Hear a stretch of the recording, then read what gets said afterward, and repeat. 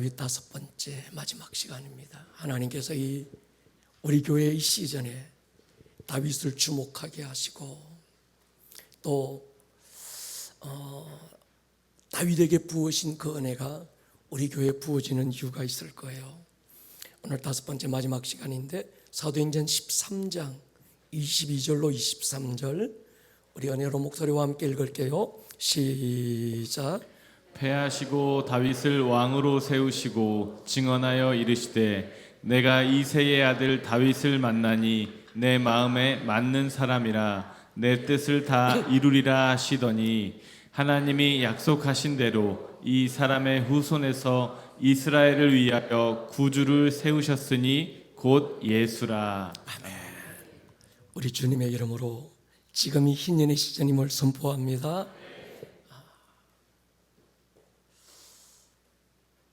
노임과 자유와 회복이 그리고 치유가 선포되는 희년이 지금인 줄로 확신합니다. 상한 자에게 치유가, 묶이고 갇힌 자에게 자유와 노임이,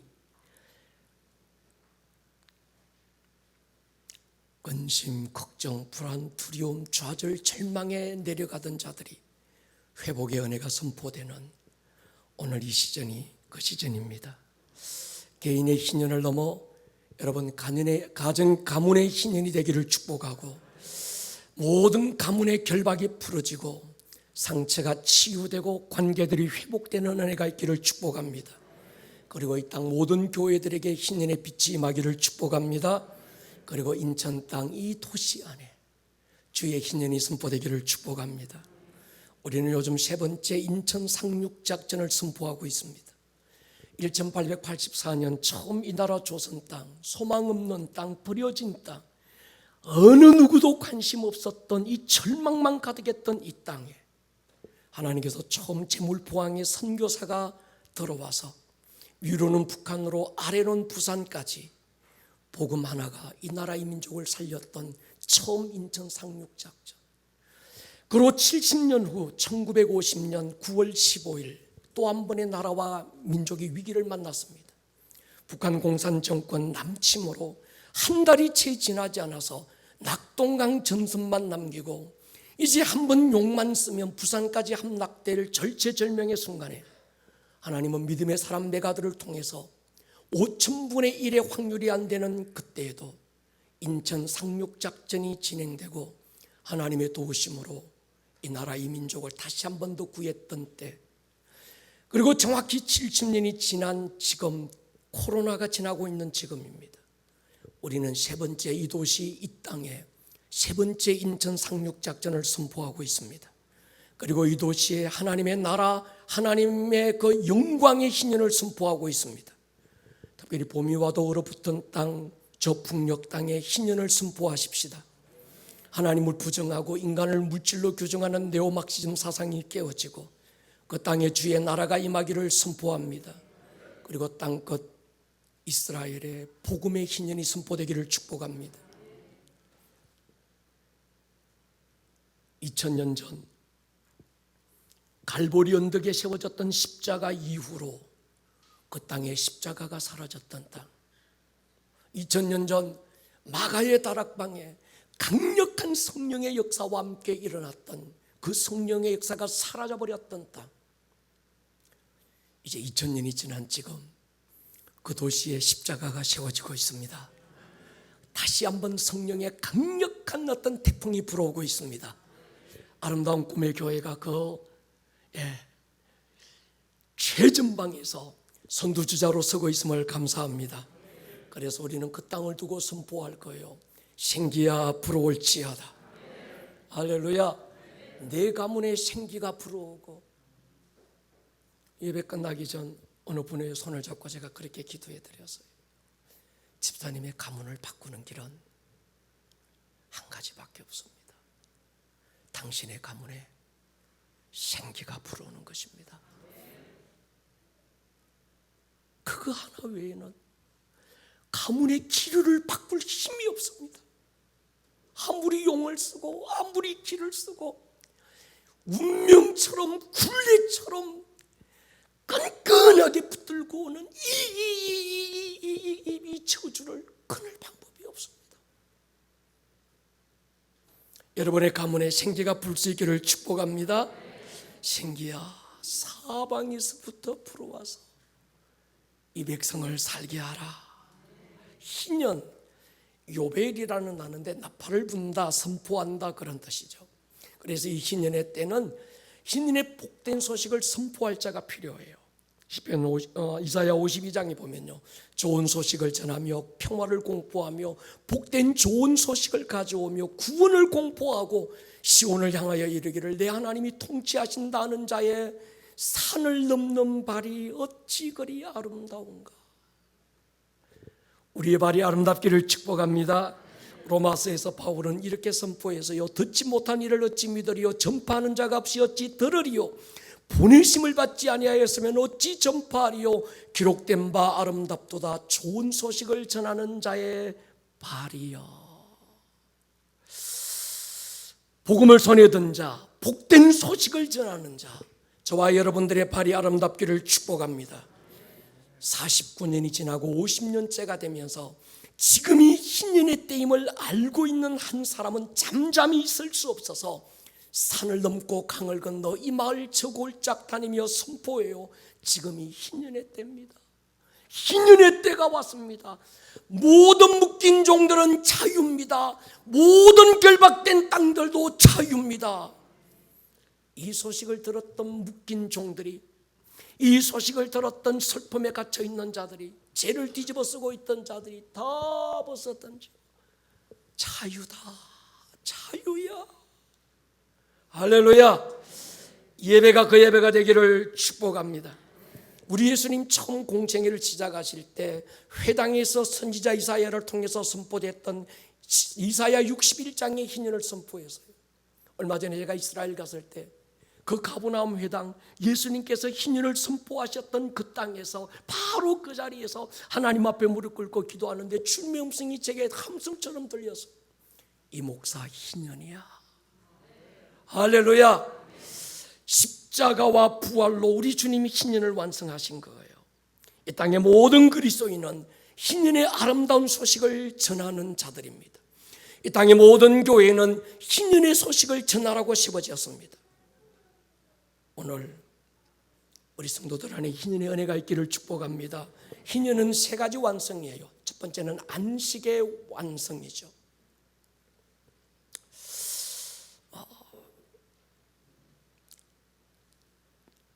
안식일이 7일마다 다가오고 그 안식년이 7년마다 다가오고 7년마다 다가오는 안식년에 또 완벽한 7년의 수가 또 한 번 돌아와서 7, 7이 49, 5년이 되는 해, 그때가 바로 희년이죠.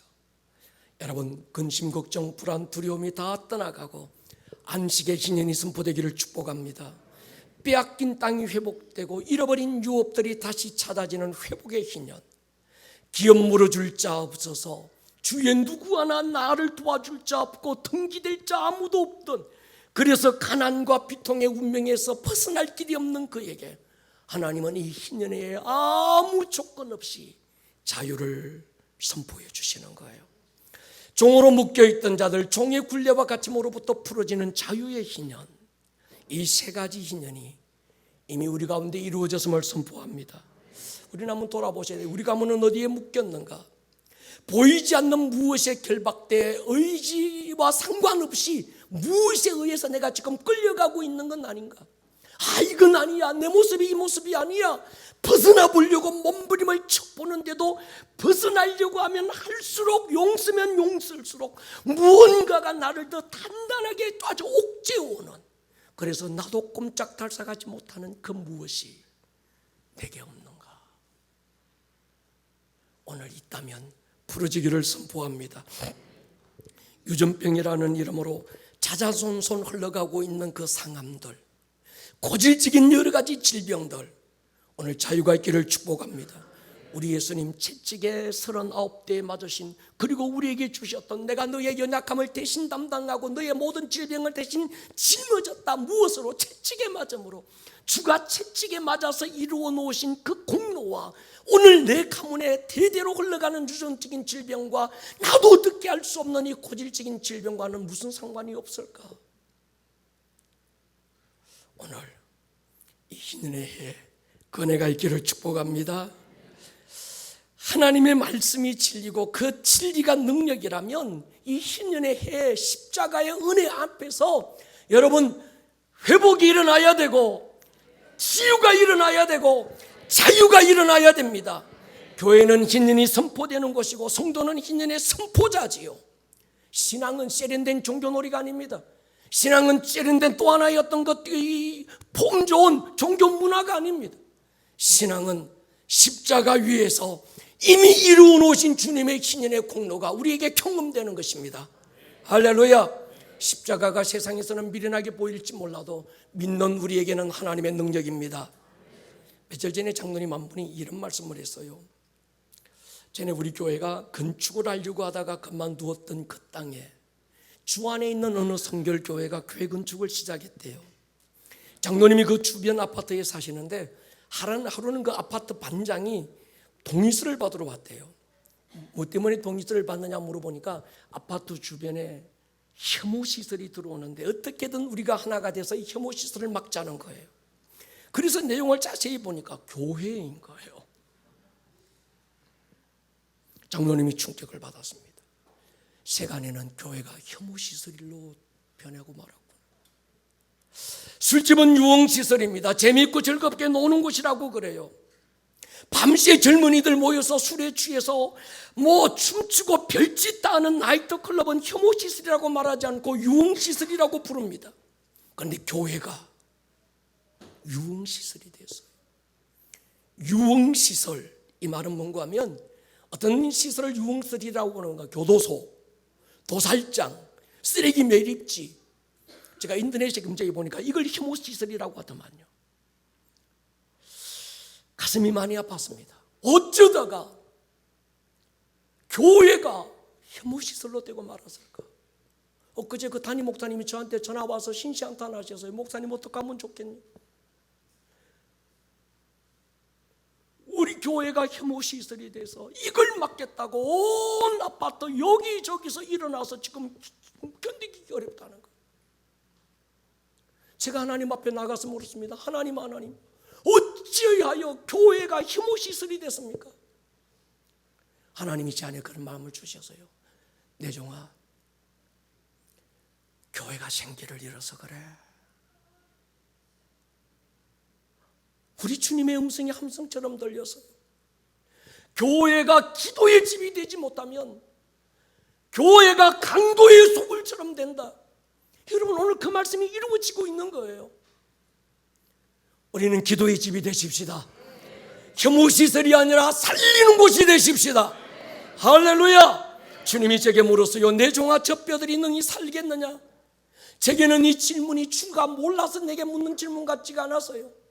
내 종아, 너 저 마른 뼈들이 살 수 있다고 생각하니? 나는 모르겠는데 너 알고 있니?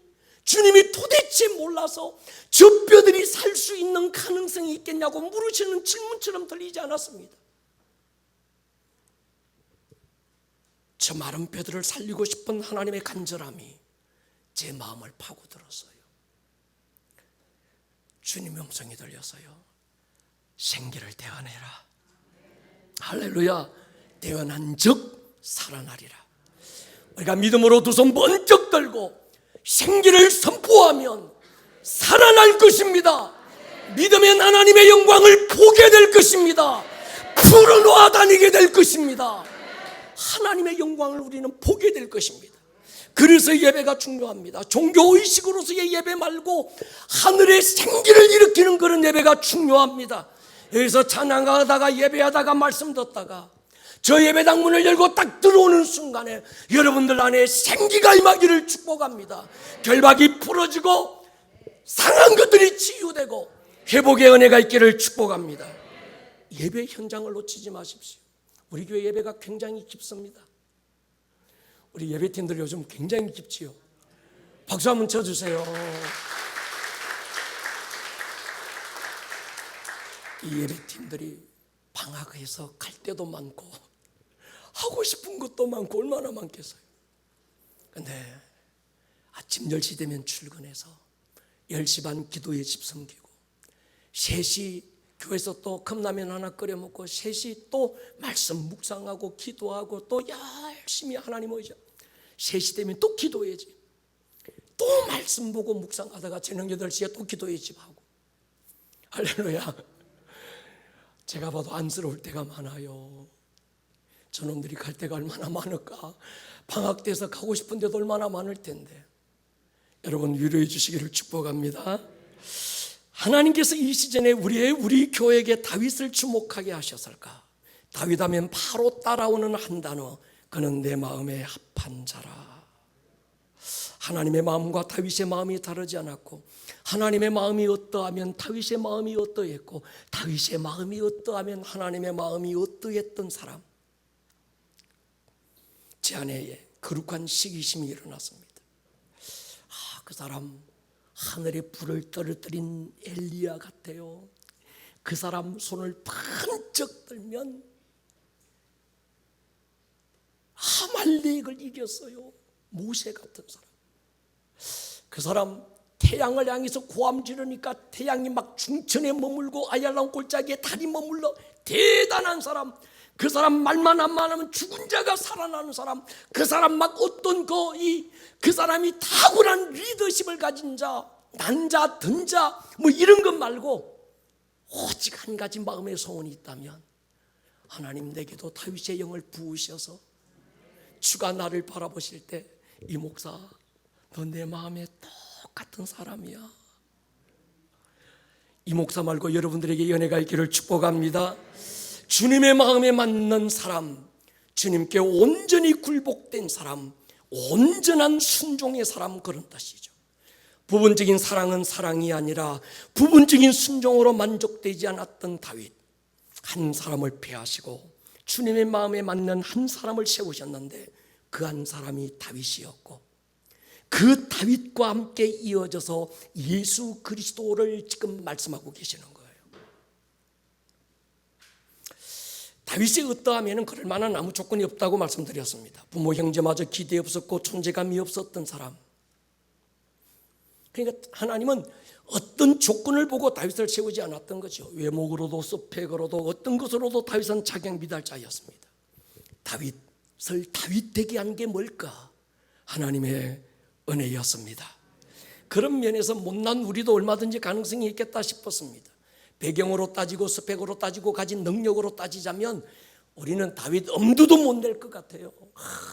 가까이 하기엔 너무 먼 당신 같은 사람. 근데 다윗을 보니까 만만해요.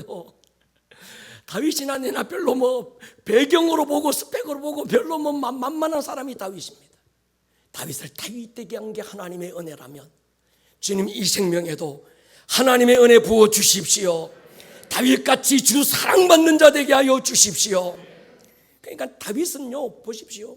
다윗과 나를 한번 비교해 볼 때 제가 자신감이 있었던 이유가 하나였어요. 다윗은 아직 멀리서 십자가를 바라만 본 사람입니다. 아직 십자가 은혜를 보지도 못했고 갈보리 언덕 십자가 위에서 가슴을 찢고 터뜨려 놓으신 하나님의 은혜를 경험하지 못한 사람이에요.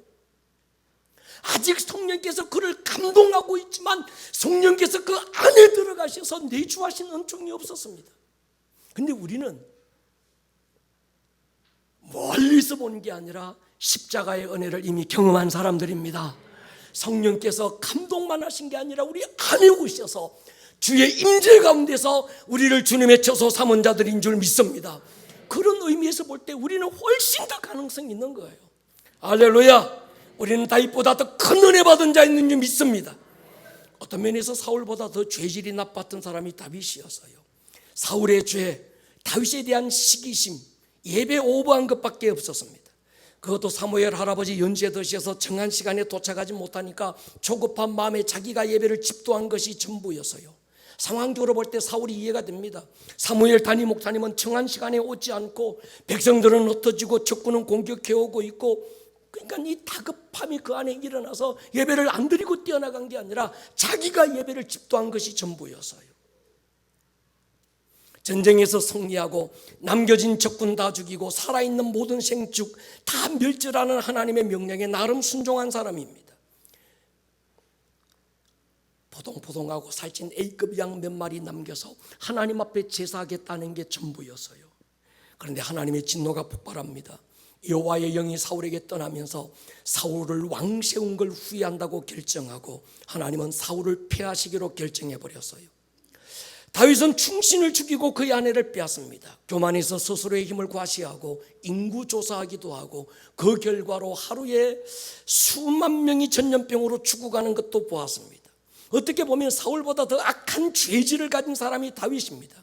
그런데 하나님은 그런 다윗을 끊임없이 용서하시고 은혜 베푸시고 그를 또 추적하시고 또 끊임없이 다윗을 믿어주시고 하나님의 자신감이 다윗 안에 가득한 거예요.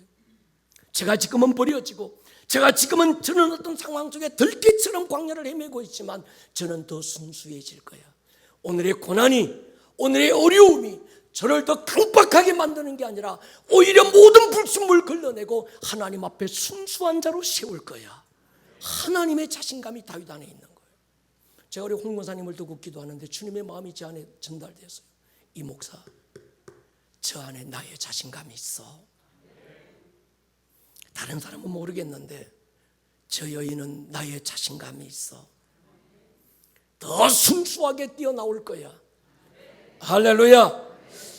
이유가 뭘까요? 하나님의 은혜밖에 없는 거예요. 하나님은 다윗을 얘기할 때마다 다윗 혼자만 얘기하는 게 아니라 예수님의 이름을 묶어서 예수님을 얘기할 때마다 다윗의 이름을 묶어서 다윗의 이름과 예수 그리스도의 이름을 하나로 불러주시는 그 은혜를 입은 거예요. 회개였습니다. 예수의 보혈 한 방울이면 오고 오는 모든 인류의 죄를 대신 담당하기에 충분합니다. 하나님의 사랑 한 조각 한 파편이면 전 인류를 살리고도 충분한 줄로 믿습니다. 오늘 그 은혜가 저와 여러분들의 몫이 되기를 주의 이름으로 축원합니다.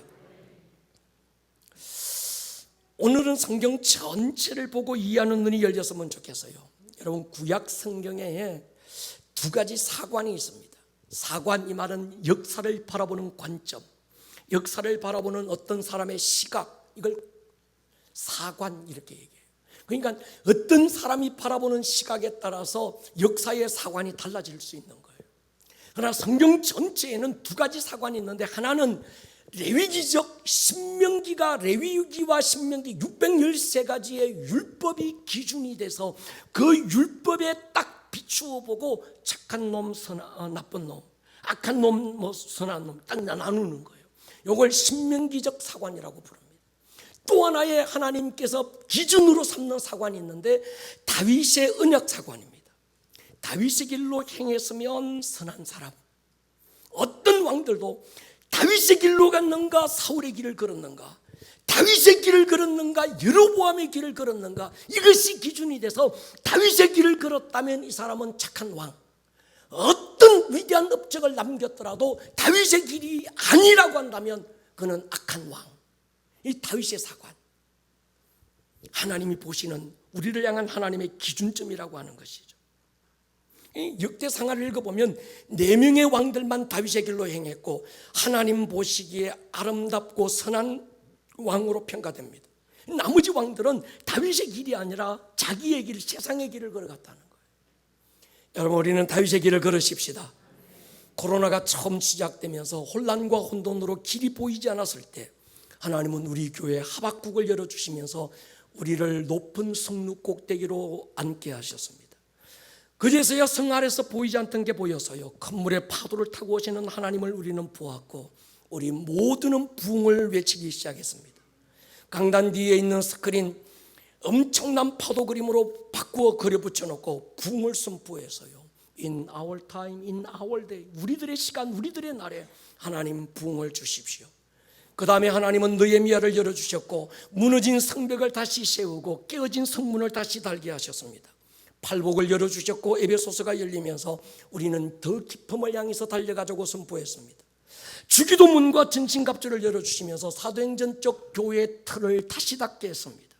이어진 사도행전을 통해서 이 도시의 부흥을 선포했고 지금 이 다윗의 시즌이 열리면서 우리는 새로운 시즌을 감지하고 있습니다. 이 새로운 시즌, 새로운 시즌에 주님이 주시는 키워드, 희년입니다. 우리는 구원을 넘어 부르심으로 갔고 이젠 부르심을 넘어 희년을 선포할 수 있기를 주의 이름으로 축원합니다. 다윗과 희년, 굉장히 중요한 주제죠. 우리 교육자들이 모여서 이 아이러니에 대한 얘기를 한 적이 있어요. 성경에서 가장 중요한 인물 하나를 꼽으라면 누구도 예외 없이 다윗을 꼽을 거예요. 다윗의 일생에 가장 중요한 사건 하나를 얘기한다면 다윗이 왕이 됐다는 것도 아니고 무명으로 목동으로 있을 때 사무엘에게 왕으로 기름 붓는 그것도 아니었습니다. 사울이 미쳐 날뛸 때 수금과 예배로 귀신 쫓아주고 골리앗 한 방 때려 눕히고 일약스타 돼서 왕궁에 입성한 장군의 길, 그것도 아니었습니다. 10년 세월 사울에게 쫓겨서 유대 광야 들개처럼 헤매고 다닐 때 8년은 혼자 쫓기다가 2년은 600명의 게릴라들, 홍길동 같은 애들 끌고 다니면서 이 광야 저 광야 막, 그래서 그들을 이끄는 보스가 됐습니다. 그 후에 7년 반은 헤브론에서 두 지파의 왕으로 있다가 나중에 전체 이스라엘의 왕이 돼요.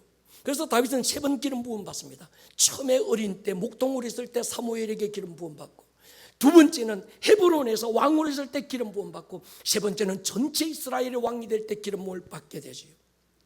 파란만장한 다윗의 일생 가장 획기적인 한 사건을 꼽으라고 한다면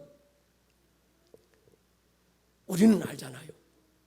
기럇 여아림에 아비나답의 집에 헌궤짝처럼 먼지 쌓여 있던 하나님의 언약궤를 다시 다윗성으로 가져왔던, 그래서 이스라엘 전체 이가 못되고 하나님의 영광이 떠나버렸던 그 시즌에 하나님의 영광을 회복했던 이 사건, 그리고 288명의 뮤지션들, 4만 명의 레위인들을 구분해서 한시도 끊어지지 않고 밤낮으로 24시간을 하나님 앞에 예배하게 했던, 그것이 하루 이틀 하다가 끝난 게 아니고, 자 40일 작정하는 거야 40일 하다가 끝난 게 아니고, 자 우리 이제 뭐 100일 작정하는 거야 100일하고 끝난 게 아니고 33년을 그 일을 진행했던 이 다윗의 장막의 사건, 이게 다윗의 생애의 핵심이고 가장 중요한 사건인데, 저희들이 신학교 다닐 때 어느 교수님도 다윗 골리앗, 야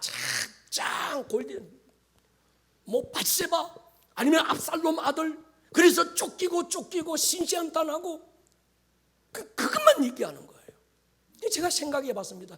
왜? 우리 교육자들의 신학적인 배경이 다 다르거든요. 저희 부목사님은 합동 모수에서 신학했고요. 이성민 전사는 미국 웨슬리안에서 신학 공부하고, 우리 최무석 전사님이나 다른 사람들은 백석에서, 저는 보니까 신학대학원 졸업장만 몇 개가 되더만요. 그런데 그 많은 신학 공부, 대한민국의 신학이라고 하는 신학은 다 배우고, 아마 우리들 같으면 거의 모든 신학을 공부했을 텐데 어느 신학교 어느 교수님도 다윗을 얘기할 때 이 다윗의 장막 안에서 드려졌던 그 예배에 대해서 얘기하는 사람이 아무도 없었던 거예요. 제가 왜 그랬을까 보니까 하나님이 우리의 눈을 가리고 하나님께서 감추어 두셨다. 아멘입니까?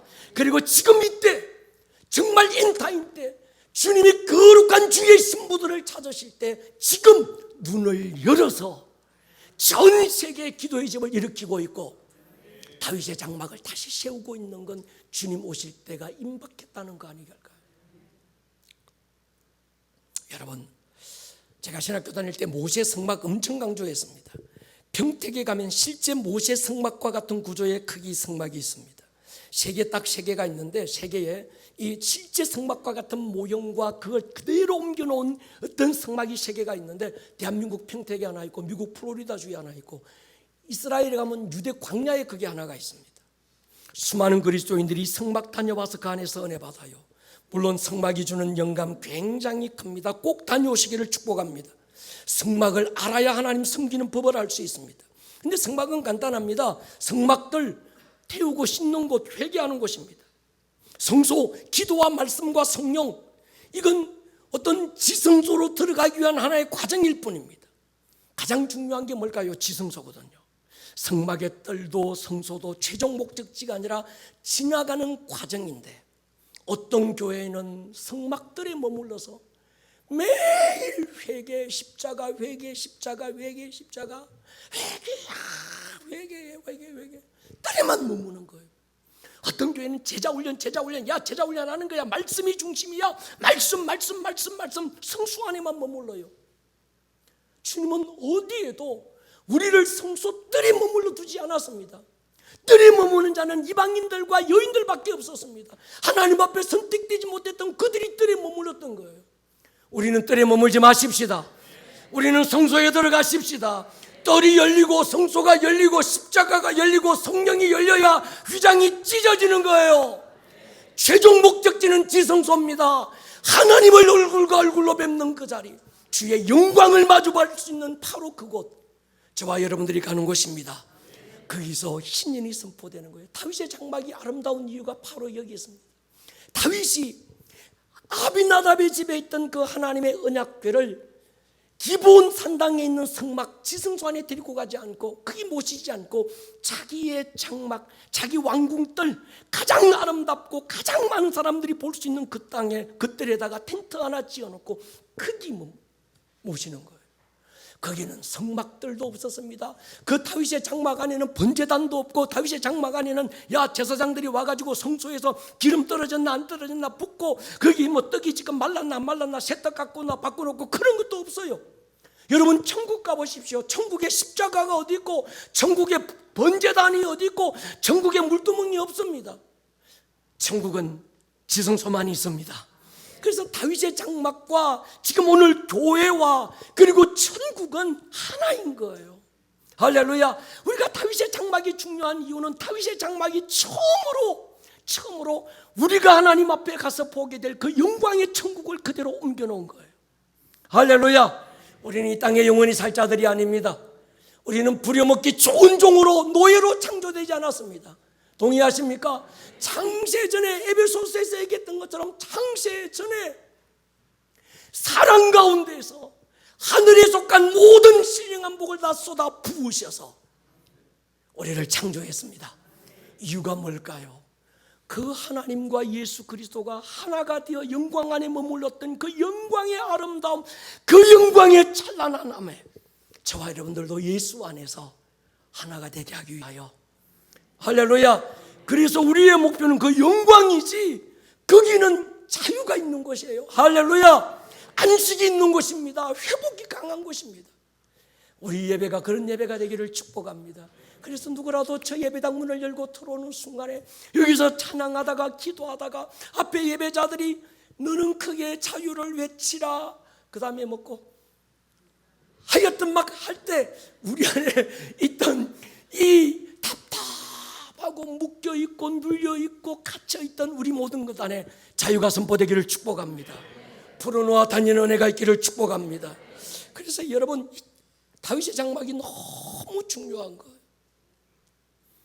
바울에게 갈라디아 20절이 있었다면, 2장 20절이 있었다면, 지난 금요 철야 때도 말씀드렸어요. 다윗에게는 10편 27편 4절이 있다고 말씀드렸습니다. 갈라디아 2장 20절 하나만으로도 다윗의 생애가 녹아있고, 바울의 전부가 녹아있고, 바울의 사상이, 바울의 믿음이, 바울의 중심이, 바울 머리끝부터 발끝까지 전부가 갈라디아 2장 20절 하나에 들어있는 거예요. 다윗 하면 10편 27편 4절입니다. 274. 그 한 구절만으로도 다윗의 전부가 들어있는 거예요. 할렐루야. 다윗의 총체적인 인생의 고백 하나입니다. 군대가 일어나 나를 치려고 진을 치고 있고, 원수가 내 살을 먹으려고 오고 있고, 상황으로 볼 때는 겹겹이 우겨 싸움을 당하고 있고 거꾸로 뜨림을 당하고 있는 것 같지만, 다윗이 뭐라고 그럽니까? 내 평생에 이 한 가지만은 하나님 꼭 응답해 주십시오. 내 하나님의 집에 살면서, 할렐루야, 내 하나님의 아름다움을 바라보고 그의 성전에서 주님을 사모하는 이 은혜를 우리에게 허락하여 주십시오. 그래서 다윗의 장막은 하나님 나라의 모형이고, 다윗의 장막은 신년의 예표였던 거예요. 아시는 대로 하나님의 나라 십자가로 예수님이 여셨고, 이제 주님이 열어놓은 그 문, 우리는 들어가야 될 줄로 믿습니다. 여러분, 우리 교회는 그런 교회가 되고 싶습니다.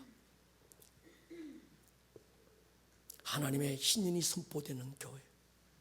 누구라도 묶인 자들이, 누구라도 갇힌 자들이, 누구라도 상한 자들이 우리 교회에 들어오면 치유되고 자유가 일어나고 회복이 선포되는, 어느 누구 한 사람 기업 물어줄 자가 없어서, 어느 누구 한 사람 고엘이 내게 없어서 등기될 자 아무도 없어서 자기 신지에 한탄하고 절망과 좌절에 내려가던 자들이 우리 교회 안에서 자유를 경험하고, 할렐루야, 그런 은혜가 경험되는 교회, 그런 예배가 경험되는 우리 교회가 되기를 주의 이름으로 축복합니다. 오늘 우리 한번 기도할 것입니다. 하나님 아버지, 우리 안에 신인의 은혜가 선포되기를 기도합니다. 특히 오늘 이 시간에 제가 기도할 때 하나님께서 그런 마음을 주셔서요, 혹시 여러분들 가운데 어떤 질병으로 묶여있는 분들 없습니까? 혹시 여러분들 가운데 그것이 유전적인 질병이든 아니면 고질적으로 끊임없이 내 육체의 가시로 찌르는 어떤 고통이든, 아니면 마음의 상함과 우울함이, 그래서 삶의 의미를 잃어버리고 오늘 왜 살아야 되는지, 오늘 왜 일어나야 되는지 모든 의미까지 빼앗겨버린 자들 없습니까? 그것이 경제적인 부분은 없습니까? 채무의 영으로부터 결박된 사람은 없습니까? 결핍과 어떤 이런 것들로 재정적인 부분으로 고통받는 사람 없습니까? 오늘 이 시간 자유가 선포되기를 축복합니다. 풀어놓아 다니게 하라. 이 시간 두 주먹 불끈나무 넘겨지고 우리 한번 기도할 거예요. 하나님, 자유를 선포합니다. 주님, 희년의 은혜가 선포되기를 기도합니다. 이 희년을 선포하는 아름다운 발이 되기를 기도합니다. 내 발걸음 닦는 곳마다 희년의 회복이 일어나게 하여 주십시오. 자유가 선포되게 하여 주십시오. 주여 한번 부르고 기도합니다. 주여, 주여,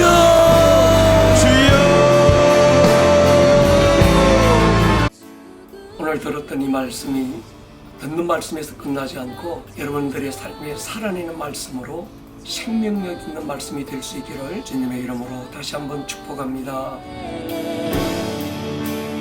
온 하늘